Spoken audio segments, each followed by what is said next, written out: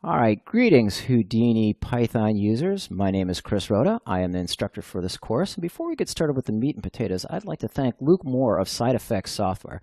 He's the software of Houdini Python, or what's affectionately called as the Houdini Object Model, or HOM. And he's graciously provided feedback and content for this course, making sure that you folks get the best possible representation of the HOM as possible. Now, he suggests to use a more recent version of a Houdini, maybe like Houdini 13 over Houdini 10 and Python 2.7 over 2.6. Now, it's not that these versions of Python won't work, it's just that he feels more confident you'll have more satisfaction using the more recent versions.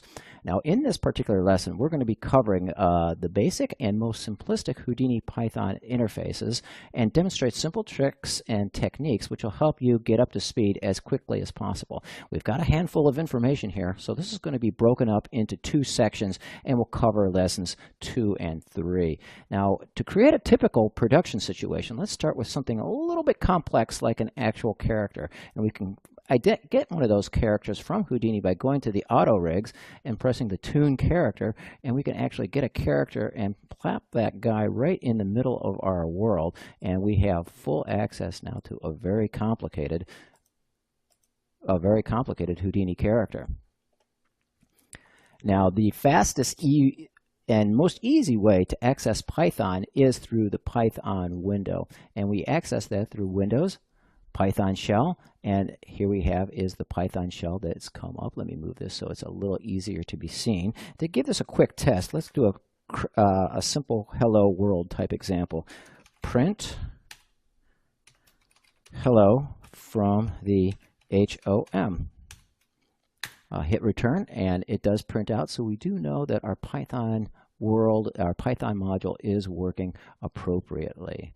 Now, Houdini is a node-based environment, and the nodes and parameters are laid out in a simple Unix-like folder structure. However, Python is an object-oriented language, so quite often the easiest way to access information about a Houdini node and parameter is to actually assign them to an actual Python variable. And we can do that by, look, I've got this switch node, which is fairly deep inside of this character. It's got a fairly long path in here. So I'm going to say switch equals who.node is the command which returns the actual contents of a Houdini node. And I'm going to say obj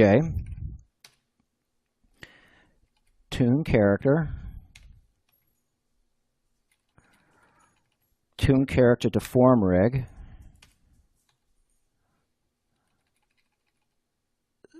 scan, and I do know this is going to be a switch node.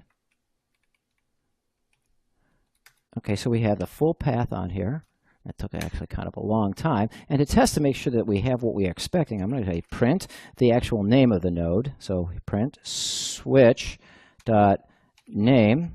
And the name of this node is switch resolution. As we see here, the switch resolution is the name. To verify that even further, we can actually print the path of that. So I'm going to say print switch.path. And this is going to print the full Houdini path for that particular node. Now this also, but this is actually kind of a slow and obtuse process of typing in the full name. Houdini facilitates that by providing a simple drag and drop mechanism right from the node view. So I'm going to create a new variable called node, and I'm going to assign that to whatever happens when I drag and drop this node right on top of it. So node equals who.node, and there's the full path. I'm going to hit enter, and now I have the full information for that particular Houdini node. I'm going to test this out with print node.path, and there's the path in its full glory. And so we do know we have the exact same information as what we typed in before. Now this extends to parameters as well. So if I'm going to go to create a new parameter variable called parm, I go parm equals, okay, I'm going to drag and drop the actual parameter from the node from up here, drag that into the node or to the variable, hit enter, and to test to make sure that it is giving us what we want, I want to evaluate it at the current frame. So I say print parm.eval and we get the value of 2. And if we check the contents of this particular node, we see that it is a value of 2. Now, it's almost impossible to keep track of all these HOM classes and methods and functions in your brain. And Houdini, in addition to the path completion, provides auto-completion for the Python documentation and the methods for all the Python code and the environments. And we access this by just go ahead and type in the name of the type in the variable that we have. We'll say node dot, and we have a full list of all of the methods for this particular Houdini for this particular Houdini node. Come on, where is it? There it is. And we see there are quite a few methods for this. There's a big long list, but I want this one up here, move.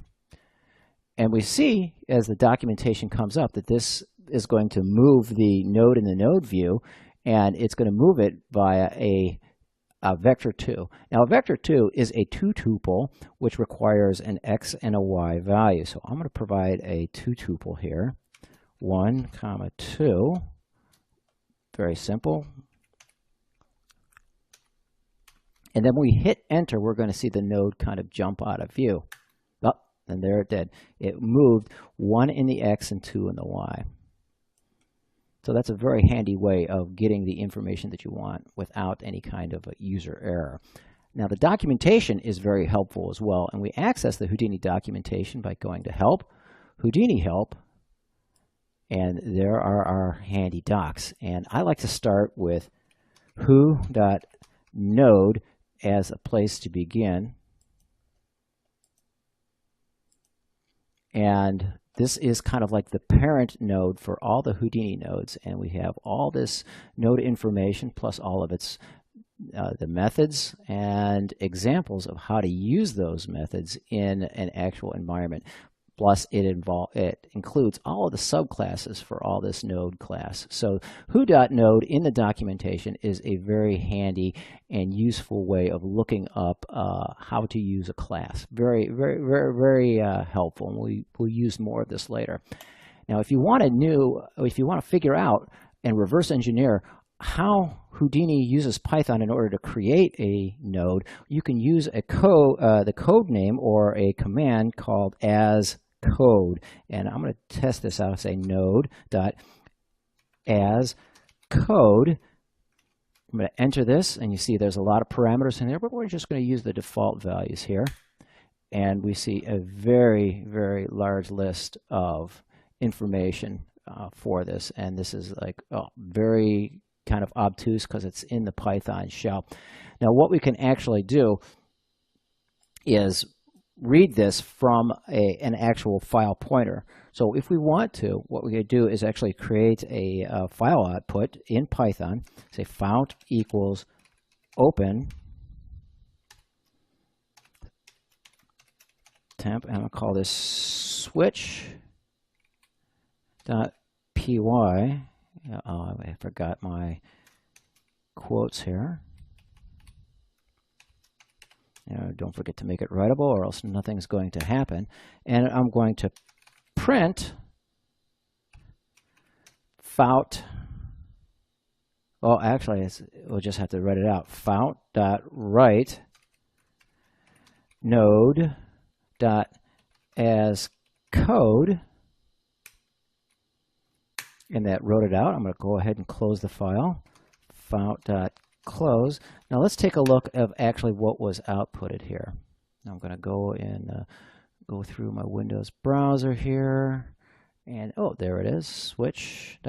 I'm going to take a look at it in my editor, and there is the script in its full glory, and it shows us it's all nice and partitioned and created so that we know exactly how Houdini used Python in order to create that node set. It's very, very helpful.